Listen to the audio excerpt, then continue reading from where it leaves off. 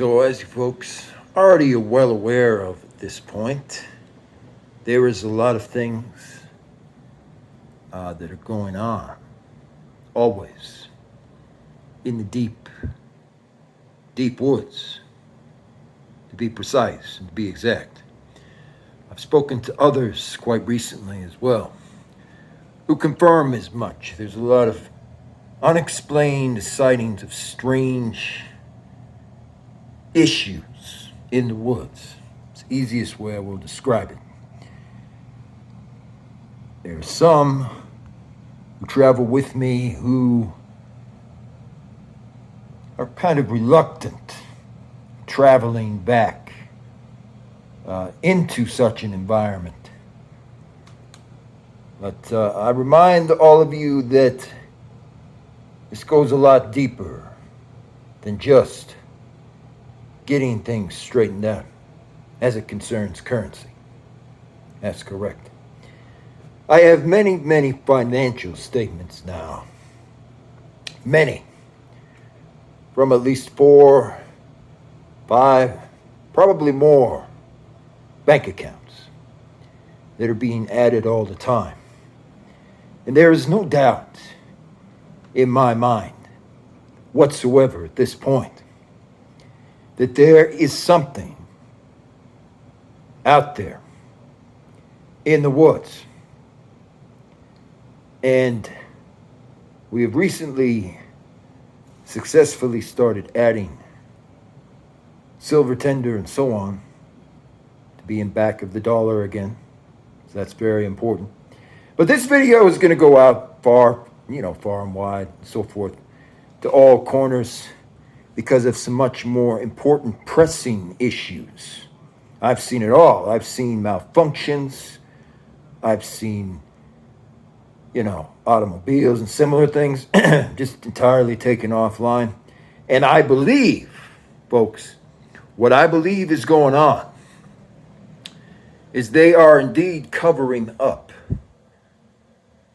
something very odd that's happening in these woods. And as we know, with the Kylen Schulte case in specific and similar cases that tie directly with it,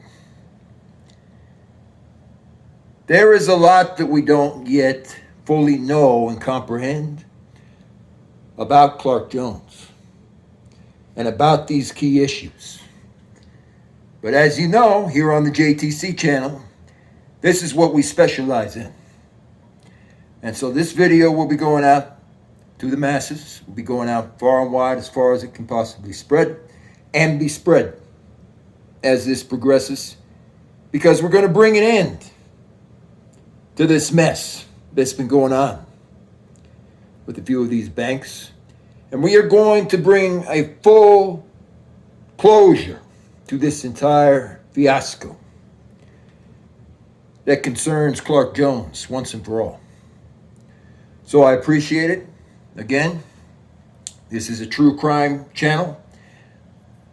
I myself specialize in this type of content, and if you like it, be sure to leave a comment, and continue to follow this channel very closely, because many more key issues are coming to the forefront on this.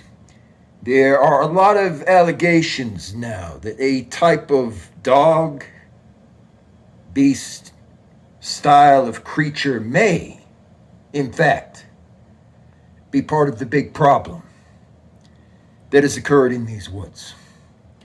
And we're going to get to the bottom of that, because here on the JTC channel, you can expect nothing less. We go directly to the source. And the source is also what all of you are talking about and most concerned with nowadays. And so we will be covering that, and we will be going in depth into that. In fact, later, there will be more documentary style video footage as well of certain people, including me in specific, going into the woods. So again, we do true crime all the time. This is our specialty. So enjoy. Keep spreading this far and wide, but know that there is something that has been happening in the woods. And that something has to be stopped once and for all. So the full closure comes to the Kylen Schulte case of Moab and similar issues that surround it. And full closure shuts the file for good on whatever it is that's happened, essentially, in the deep woods. Thank you again. And thank you for always being here with us, because we bring you this content all the time. Have a good one. And so, as I've been speaking about all the way along here, there's going to be people who are going to be wondering now about what the Native Americans have been discussing regarding the Michigan Dogman. The Dogman was called a Wendigo by the Ottawa Indians, of course, and the early French explorers.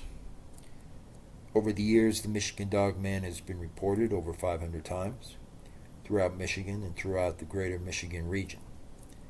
In Paris, Michigan, a 17-year-old named Robert Fortney was attacked and saw one of these dogmen during the attack. Fortney stated that the Michigan Dogman was 6 feet in height when he stood up, and it also had blue eyes. After a few seconds, the Michigan Dogman ran into a very dense area of the woods. So, they are very real. And people wondering, where this dog type of creature originates from. It's not some mystical thing. It's not a mystical legend. It isn't the Native Americans conjuring something up, like people seem to believe about certain things that are out there. No, the Michigan Dogman is a experiment, is really the best description for what these things are. It's an experiment by science. Scientists who do things that they never have any business doing, in mixing certain DNA and certain things together.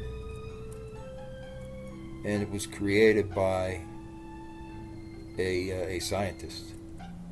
And back in the ancient times, the scientist was actually a shaman. It's what they were really called back then, especially in the times of the ancient Incan Empire. Shaman would mix DNA from certain creatures together, and they would create concoctions sometimes of some kind of strange animal as a result of what they spliced together. So that's most certainly where the Michigan Dogman actually comes from. UFOs we know are real. Almost no one denies UFOs are real today. So they also come from UFOs creating them, for sure. And these UFOs that would create these types of dog creatures, they don't have perhaps the best intentions, and they do not have any real dog characteristics or DNA in those types of creatures. So there's a lot of things that come from UFOs, and they deliberately create them that way, no question. But they are not. They're not some kind of mystical element of magic or anything like that. They're definitely experiments. And if you know anything truly about UFOs, they don't normally have the greatest intentions.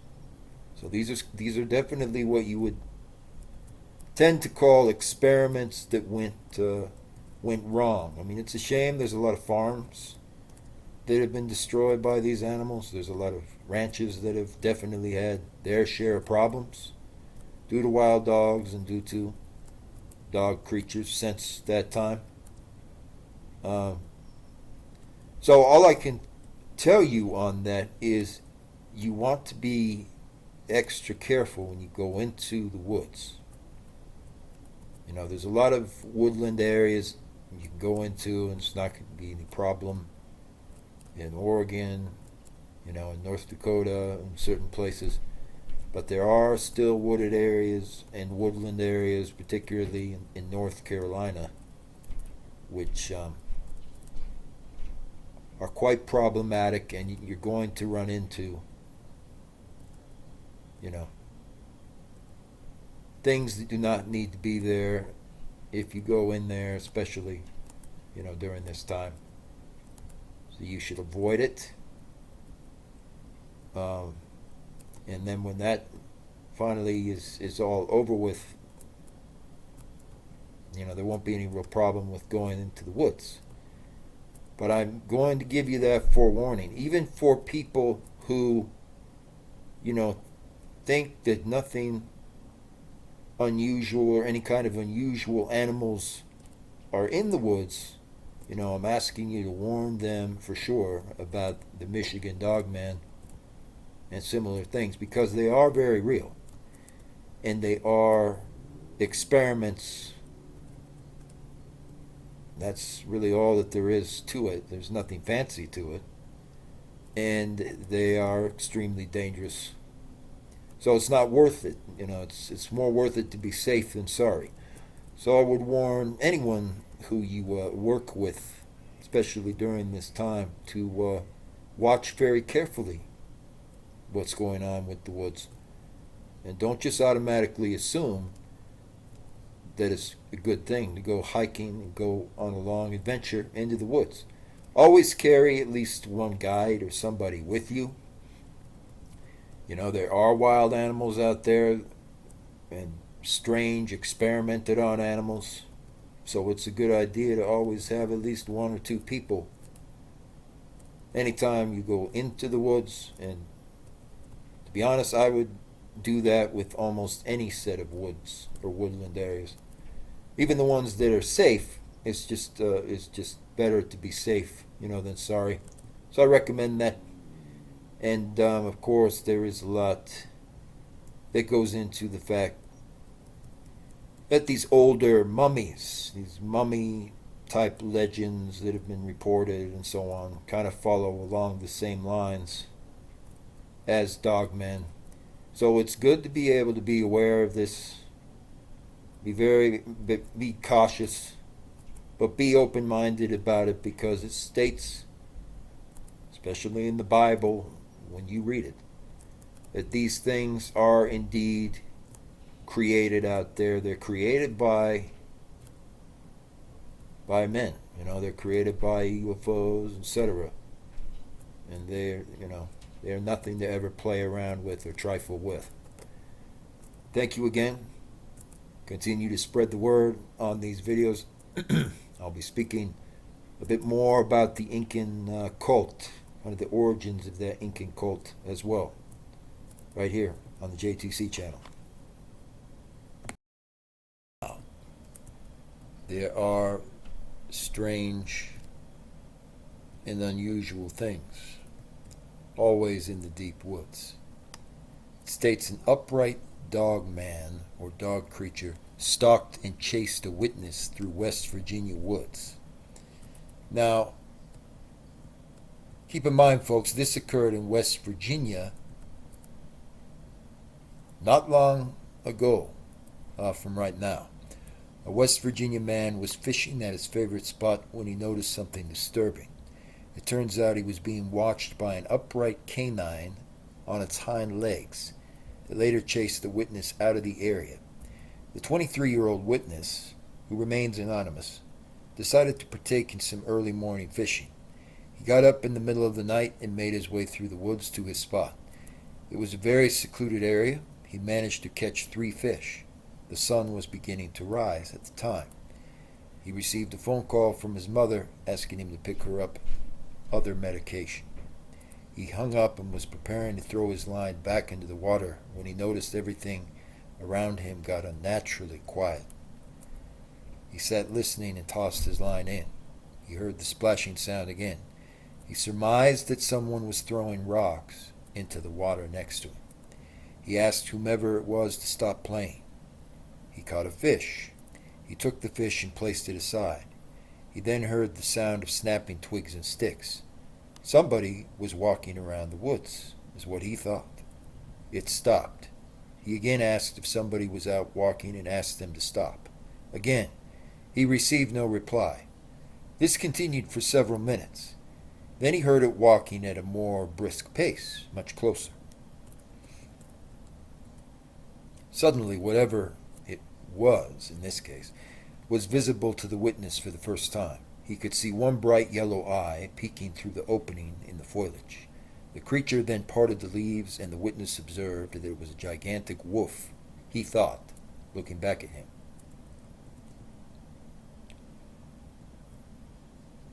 The witness noted it looked like a werewolf, or something from a horror film. It proceeded to step out from behind the foliage and walked on two legs to the water's edge. The witness was in shock. He dropped his fishing rod and just watched the creature as it is look at him. He described that it had a huge head, bright yellow eyes, massive shoulders, long arms that hung down in front, huge hands with claws on each end of each finger, and dog canine legs.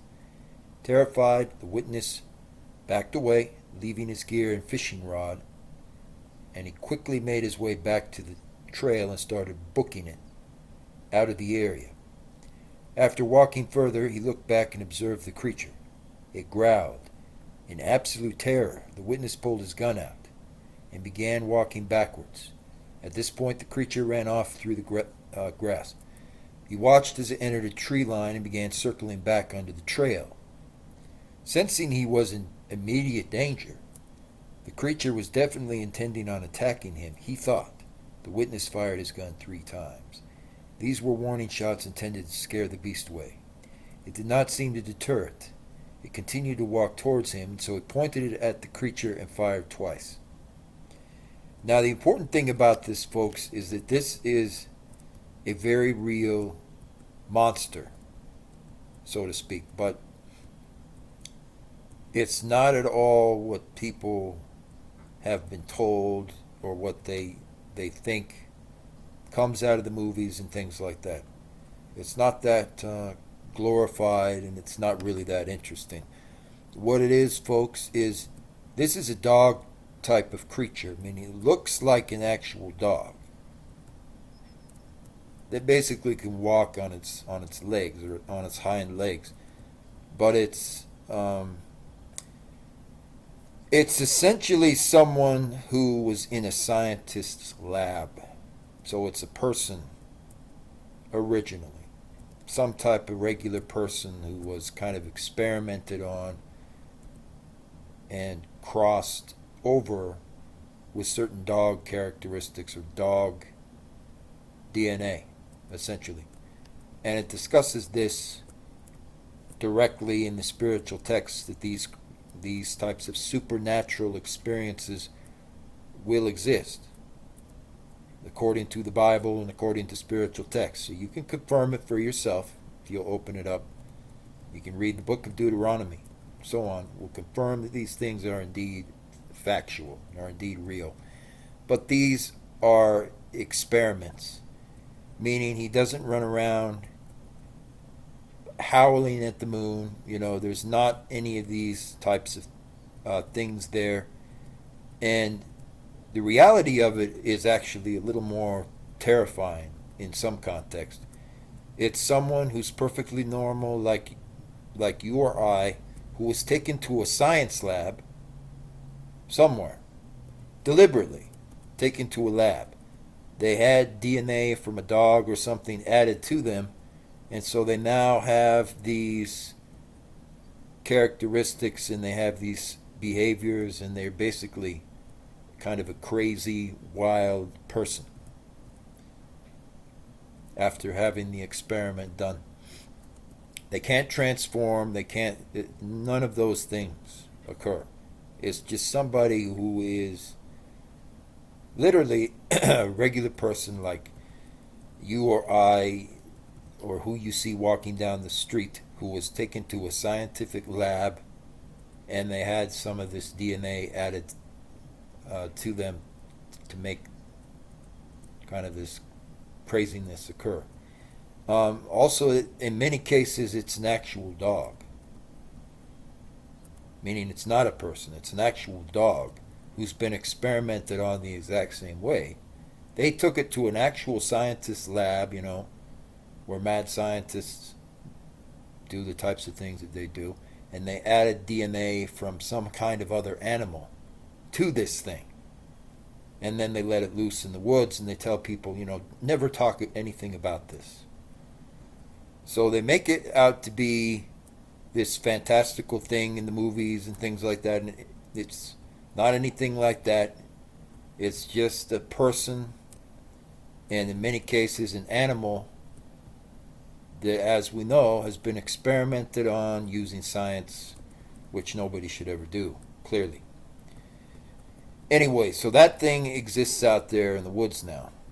It's kind of a dog hybrid type of creature that a scientist created in a lab, essentially. And they make it out to be something else by the cult members, reciting certain rituals and things with this type of creature.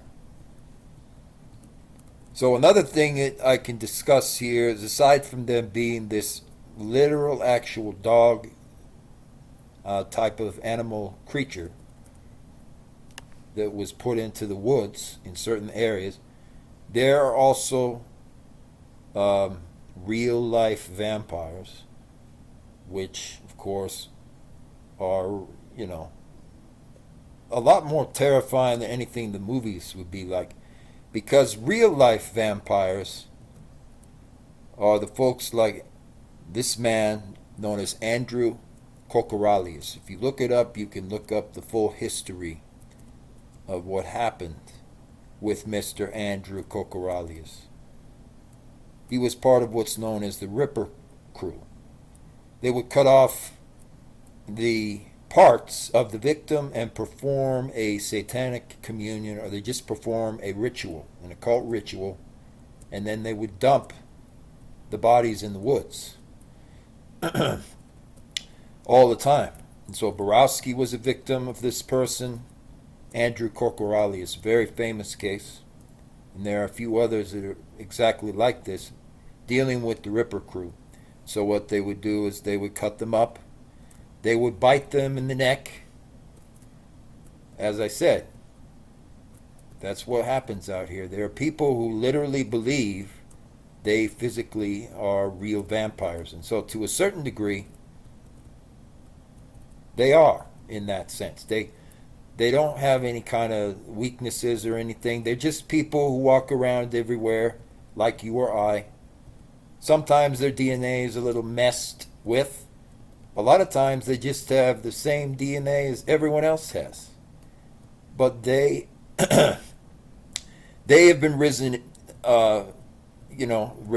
the culture that we see certain people out there are raised in, like Jeremy Wilson and so on. And so they have this very clear idea about vampires, is the reality of it. And they believe that they are, in fact, a vampire. So in this way, they are actually more terrifying, because in that sense, they go around and they literally do bite people in the neck. A lot of times this happens with certain celebrities and so on. But they don't have any kind of powers. They don't have any kind of special anything. And they're not really able to do that much, but they do commit these murders and commit sometimes massive slaughters. Just horrifying things of people in towns and things like that, because they truly believe, after they've been in a cult for a long time. It can be a special kind of cult, like an Incan cult, like it's found in Moab. It can be a cult It's more ancient, a lot more problematic. It comes from Colombia, but they truly believe that they are, and so that's why you find the bite marks on people.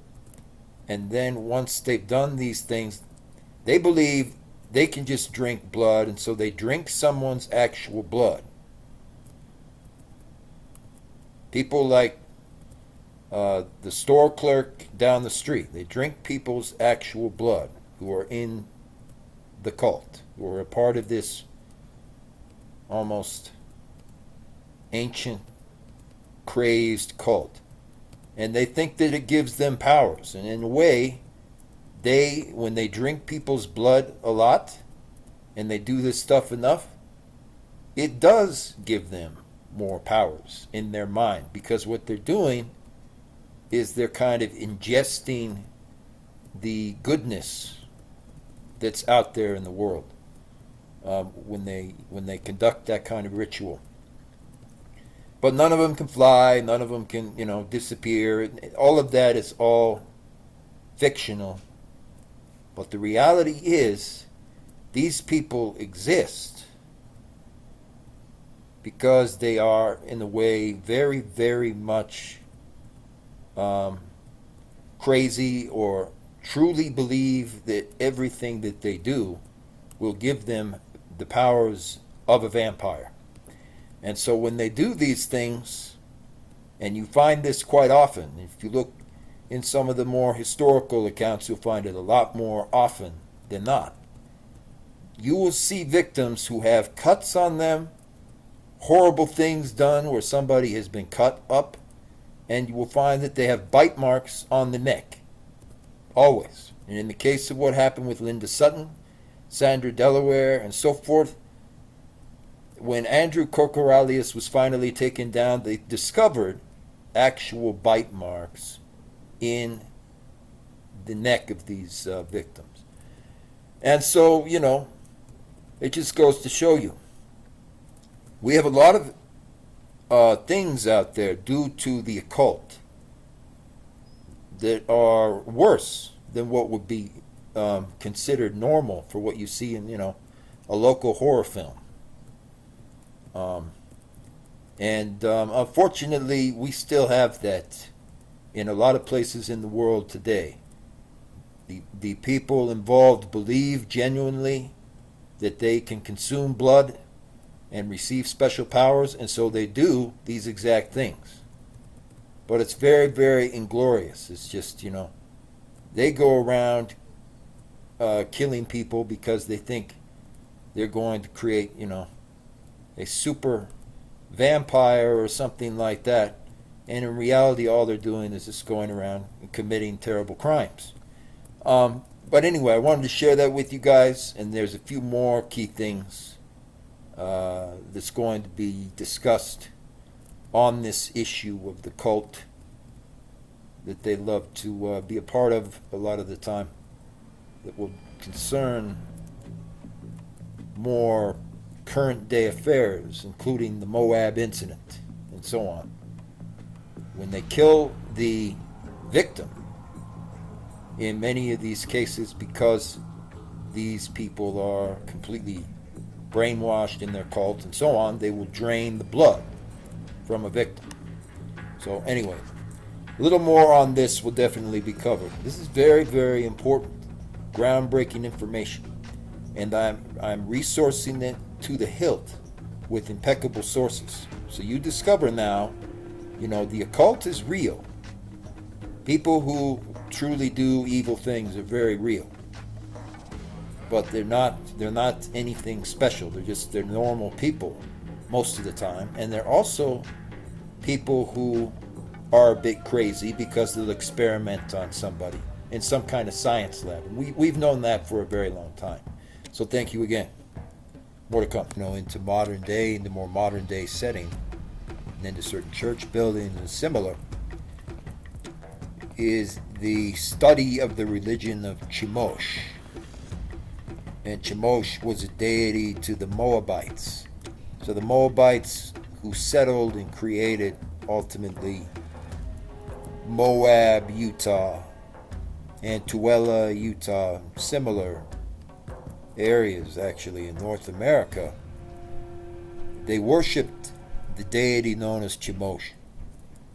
And is also commonly crossed over with other well-known deities that they did sacrifices to, such as Moloch, Adrammelech, similar. While he is readily associated with the Moabites, according to even the book of Judges, he seems to have been the national deity of the Ammonites, not just the Moabites themselves. The presence of Chemosh in the Old Testament world is well known, as the cult was imported to Jerusalem by King Solomon. And of course, they spoke about the Hebrew scorn for the worship was evident in a curse.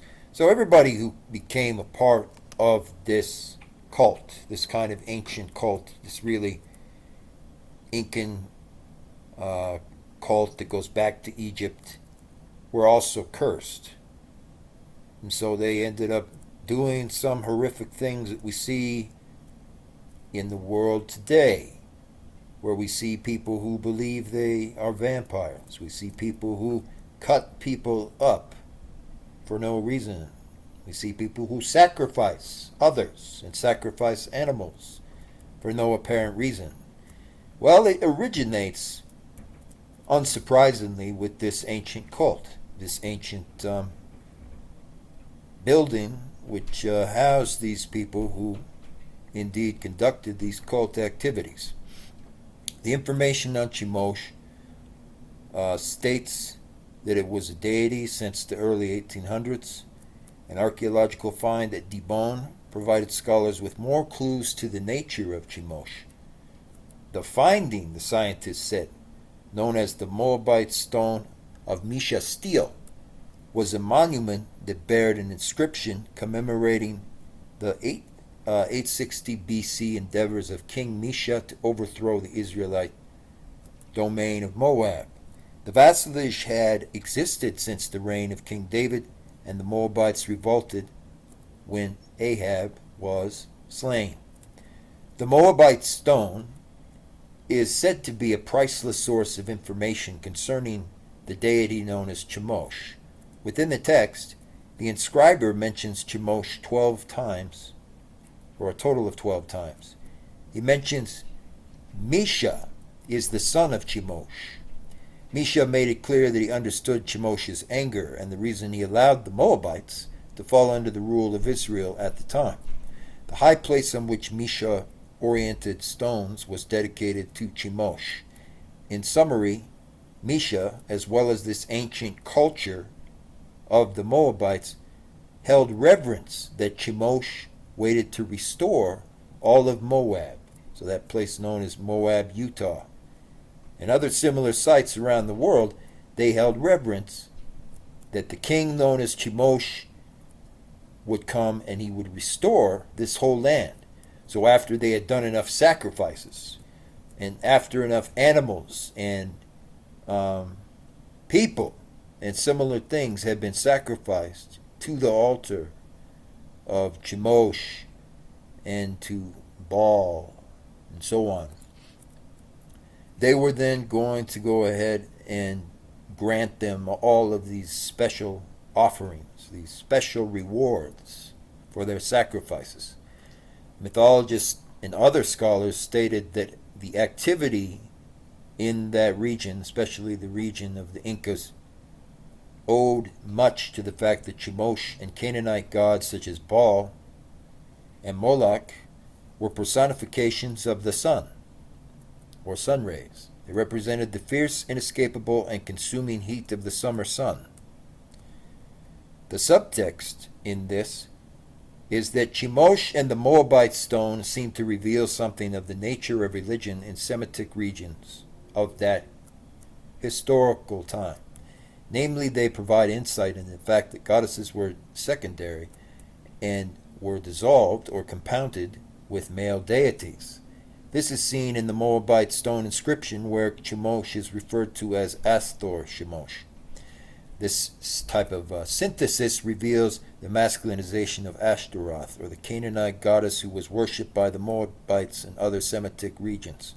Biblical scholars also state that Shemoshe's role in the Moabite stone inscription is analogous to that of Yahweh in the Book of Kings.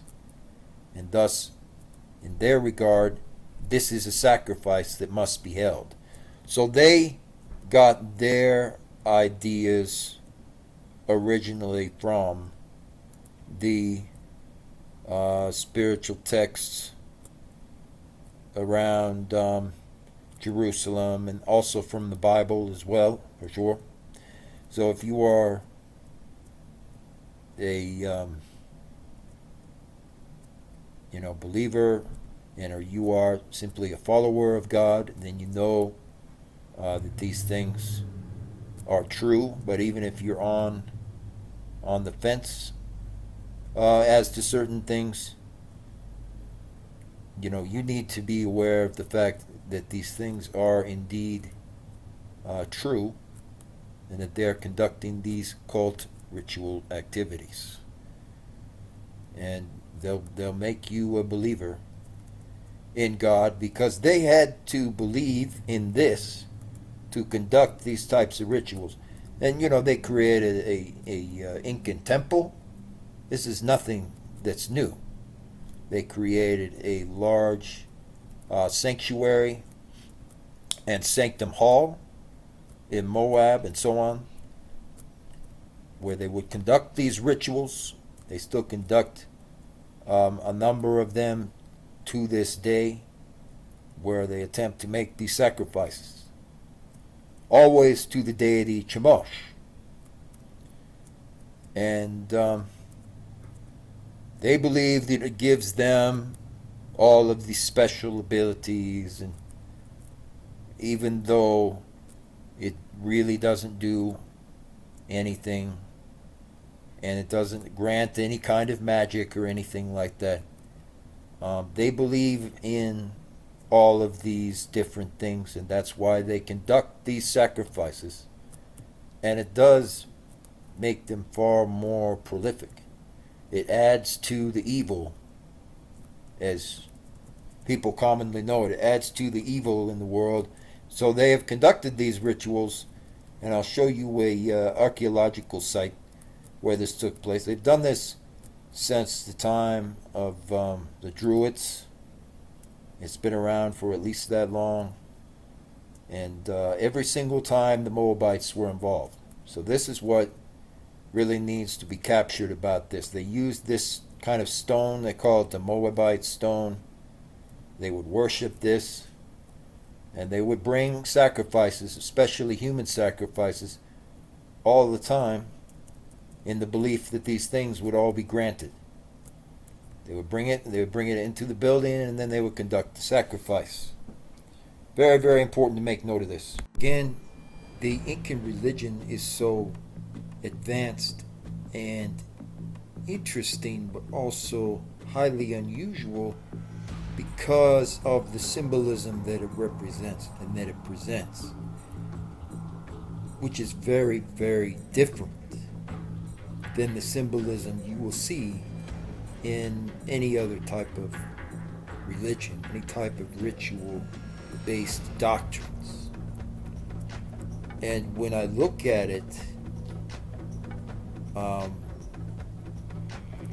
the issues that have occurred in Moab and so on over a long period of time are drenched in this symbolism.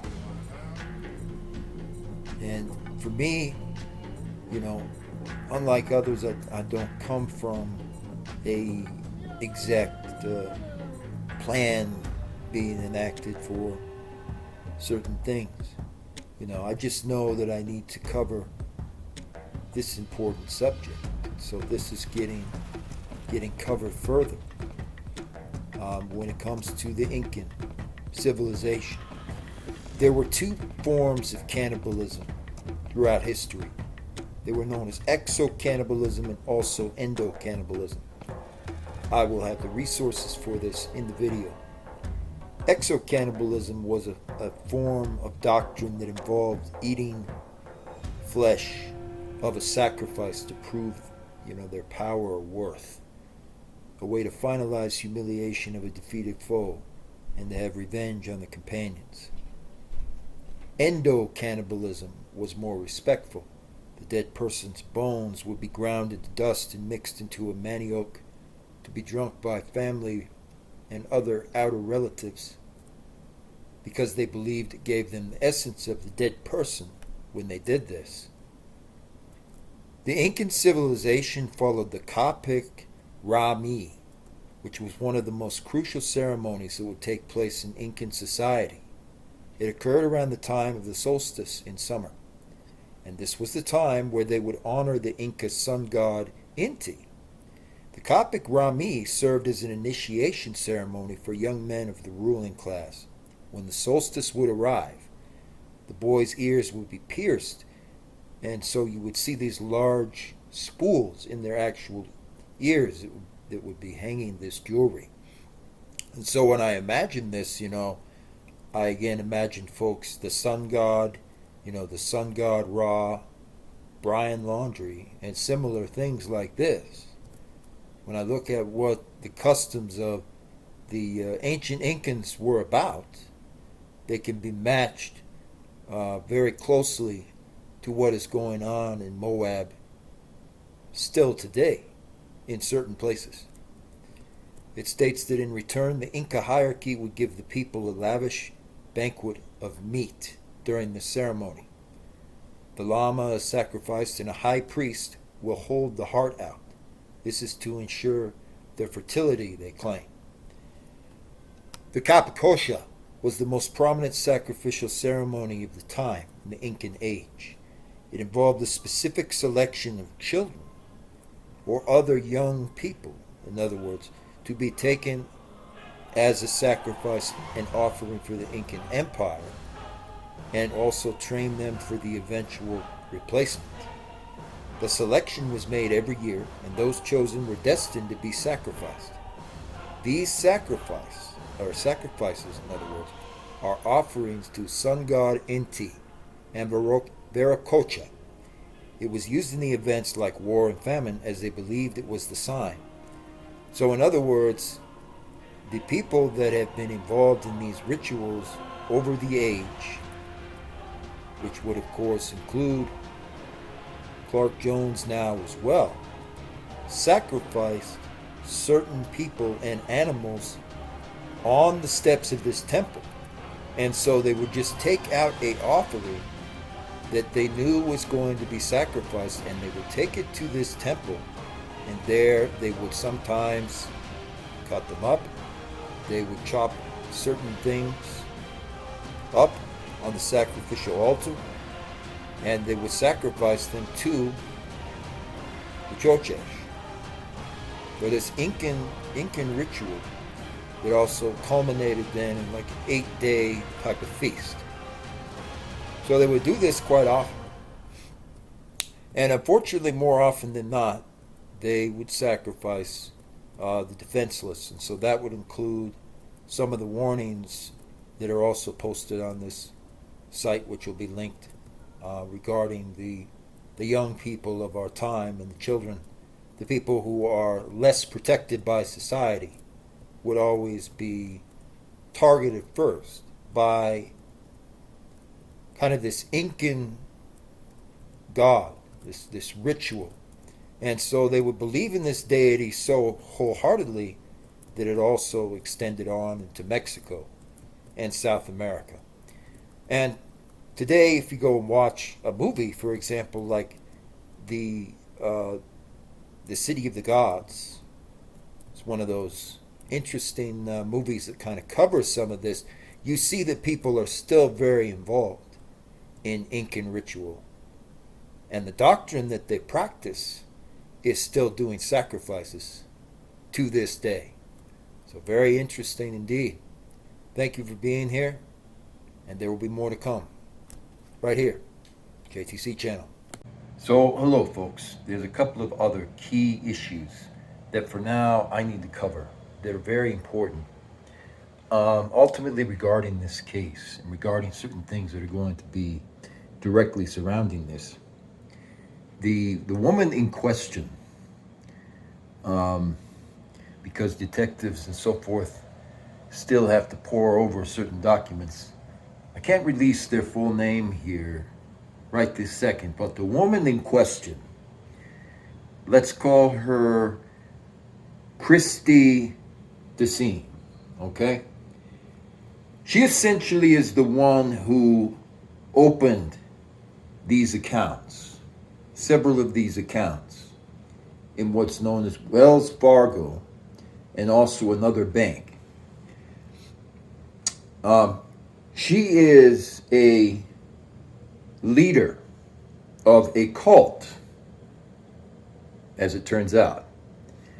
And you may or may not be aware of this, but there are a lot of ritual type of cults and cult activity that have been going on in America for a very long time, particularly of Incan, more type of ancient cults and things of this nature.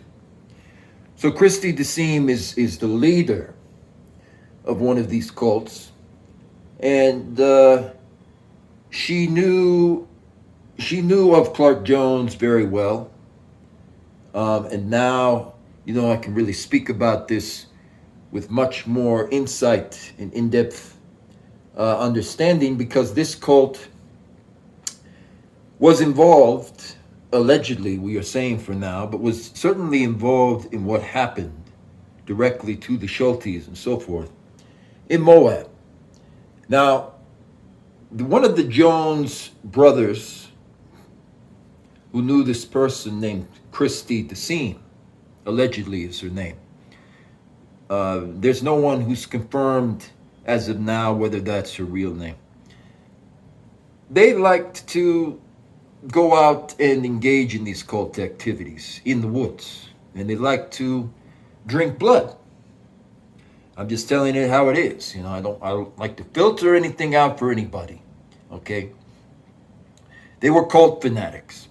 So I'm not saying that there's necessarily anything that is real or 100% legitimate about vampire people necessarily.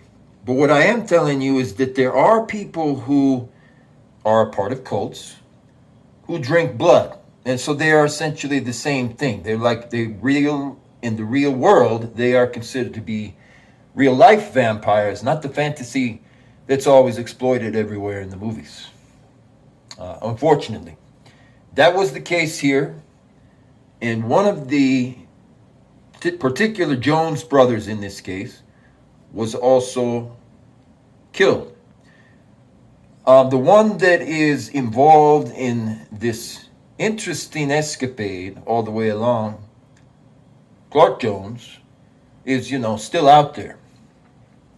Because there are the demonstration of the supernatural can never ever be underestimated. There are demonic entities out there you could consider from a supernatural type of realm that are like, a type of demon.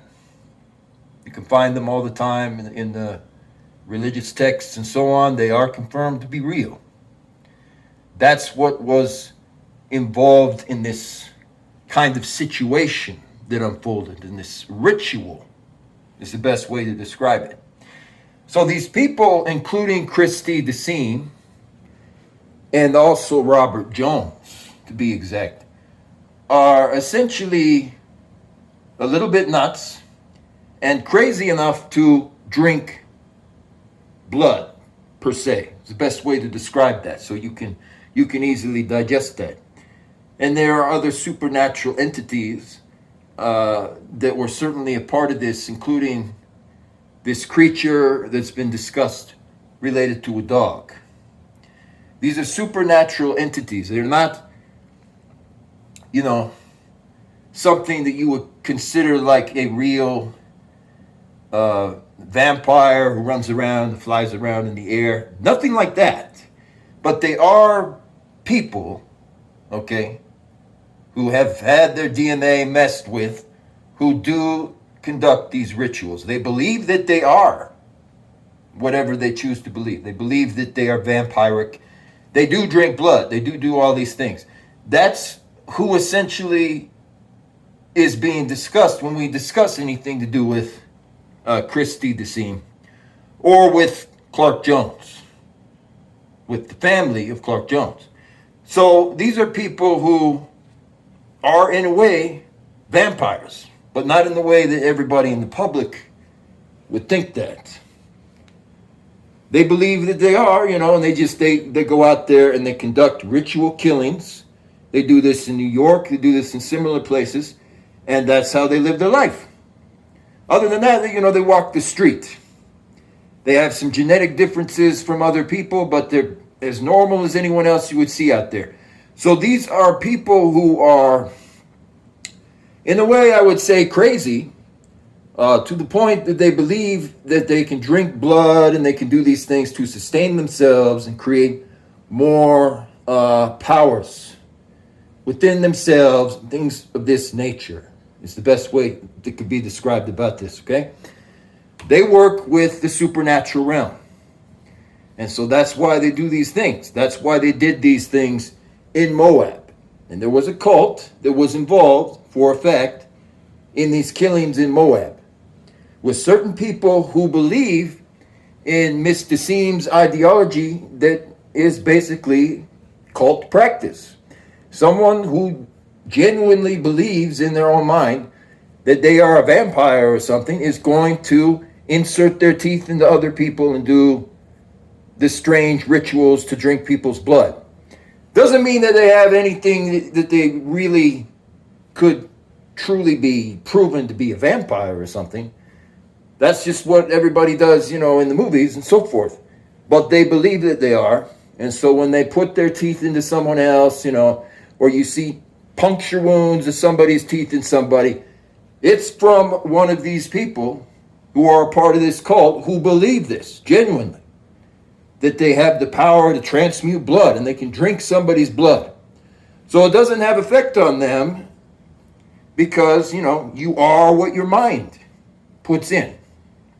So there are these crazy cult members, including Clark Jones, who genuinely believe this.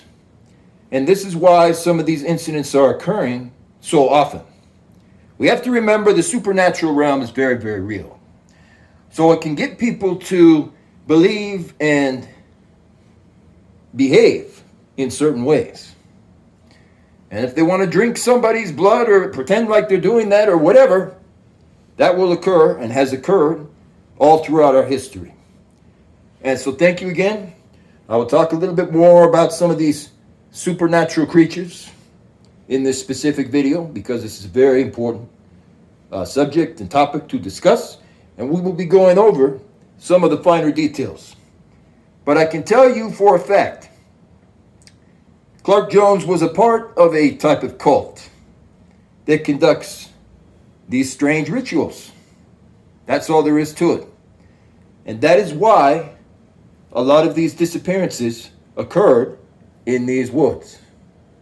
Thank you again. Here on the JTC channel, we venture to get the complete facts and get the total story so that you are not ever left in the dark. Thank you. More to come. So in conclusion, Clark Jones and also his associate, of course, Brian O'Connor, are a part of this Incan organization, this type of cult. And so the reason that O'Connor has also been quite elusive is his connection to this Dogman story, which is actually real. The Dogman is, in fact, real. So enjoy this. Continue to spread the word. Get this out there far and wide. There's a lot more people who need to be aware of these facts. Thank you again.